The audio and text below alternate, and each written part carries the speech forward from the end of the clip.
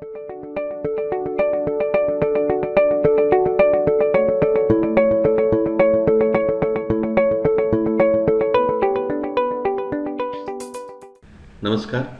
आज आपण थेरीमधील सेशन 2 बघत आहोत. यामध्ये आपण जनरेशन ऑफ कम्प्युटर म्हणजे कम्प्युटरच्या पिढ्या बघणार आहोत. पूर्वीसुद्धा आपण एका लेक्चरमध्ये बघितलेलं आहे what is computer. A computer is an electronic device that manipulates information or data. A computer is a programmable electronic device that accepts raw data as input and processes it with a set of instructions to produce the result as output. Computer हे एक electronic device असून ते आपल्याकडून input घेतं, त्याच्यावरची process करतं आणि आपल्याला processed output दाखवत असतं. चार्ल्स बॅबेज यांना फादर ऑफ कम्प्युटिंग असं म्हटलं जातं.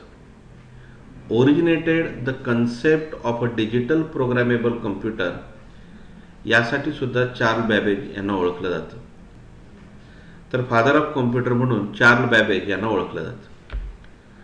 पहिल्या जनरेशनमध्ये कम्प्युटरच्या जो कालावधी होता तो साधारण 1940 ते 1956 या दरम्यानचा होता. हे जे कम्प्युटर होते हे कमर्शियल पर्पजसाठी बनवलेले होते. यामध्ये व्हॅक्यूम ट्यूब या इलेक्ट्रॉनिक पार्टचा वापर केला होता. आता ह्या व्हॅक्यूम ट्यूबमुळं मोठ्या प्रमाणात उष्णता हीट जनरेट होत होती आणि या कम्प्युटरचा आकार साधारण एका खोली एवढा मोठा असा होता आणि याची किंमतही खूप जास्त होती. हीट खूप जनरेट होत असल्यामुळं व्हॅक्यूम ट्यूब्स हे वारंवार खराब होत होते आणि त्यामुळं त्याची मेंटेनन्स कॉस्टही वाढत होती. आता हा प्रॉब्लेम पहिल्या जनरेशनमधला घालवण्यासाठी पुढच्या जनरेशनमध्ये म्हणजे सेकंड जनरेशनमध्ये त्याचा कालावधी आहे 1956 ते 1963 यामध्ये ट्रान्झिस्टर या इलेक्ट्रॉनिक पार्टचा वापर करण्यात आला. पूर्वीच्या कम्प्युटरच्या तुलनात्मकदृष्ट्या या कम्प्युटरचा आकार कमी झाला होता आणि हीटसुद्धा कमी प्रमाणामध्ये जनरेट होत होती. परंतु पहिला आणि दुसरा हा कम्प्युटर स्पीडमध्ये कंपेअर केलं तर ह्या दोन्हीही कम्प्युटरचं स्पीड हे कमी होतं आणि ह्या कम्प्युटरचा वापर हा कमर्शियल पर्पजसाठी केला जायचा. तिसऱ्या जनरेशनमध्ये थर्ड जनरेशनमध्ये ज्याचा कालावधी 1963 ते 1971 आहे याच्यामध्ये ट्रान्झिस्टरच्या ऐवजी IC म्हणजेच इंटिग्रेटेड सर्किटचा वापर करण्यात आला. इंटिग्रेटेड सर्किटमुळं ह्या कम्प्युटरचा आकार भरपूर कमी झाला आणि मग आपल्या ह्या कम्प्युटरची वाहतूकसुद्धा करता येऊ लागली. त्यामुळे या कम्प्युटरना पोर्टेबल कम्प्युटर म्हणून सुद्धा ओळखलं जाऊ लागलं.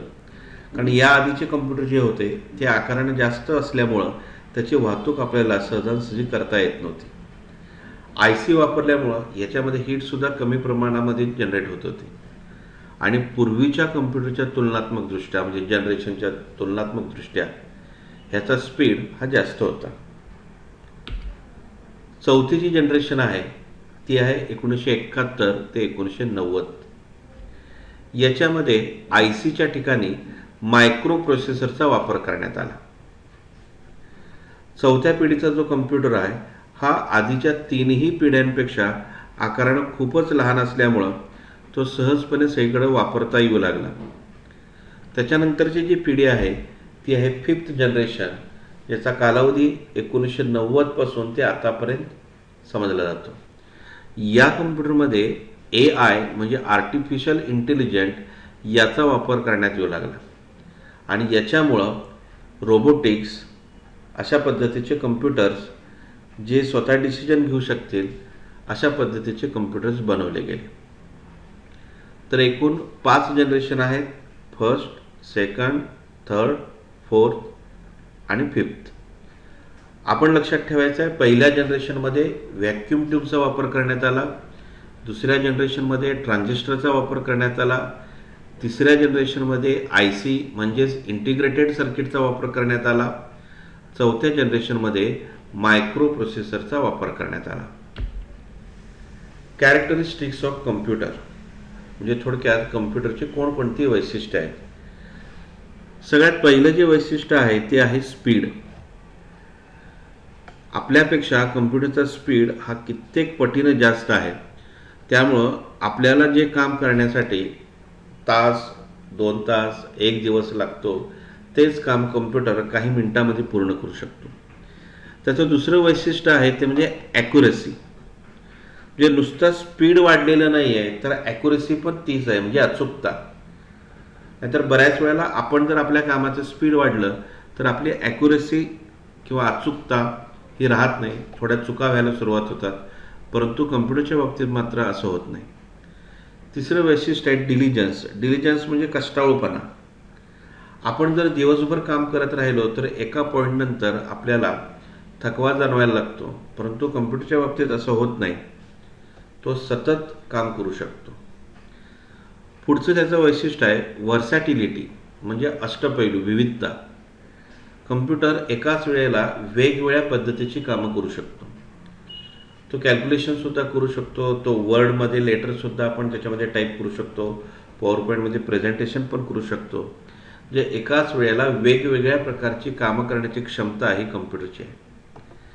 त्याचं पुढचं जे वैशिष्ट्य आहे ते आहे रिलायबिलिटी, विश्वासार्हता. कम्प्युटरमध्ये जो डेटा आपण स्टोअर करतो तो वर्षानुवर्ष आहे तसा राहू शकतो, त्याच्यामध्ये कोणताही बदल होत नाही. ॲटोमेशन. कम्प्युटरमध्ये बऱ्याच वेळेला आपण फीड केलेल्या प्रोग्रामच्या आधारावरती आपोआप काही कामं कम्प्युटर करत असतो. त्यामुळे आपल्याला वारंवार त्याच्याकडे लक्ष द्यावं लागत नाही. आणि शेवटचं त्याचं वैशिष्ट्य जे आहे ते म्हणजे मेमरी.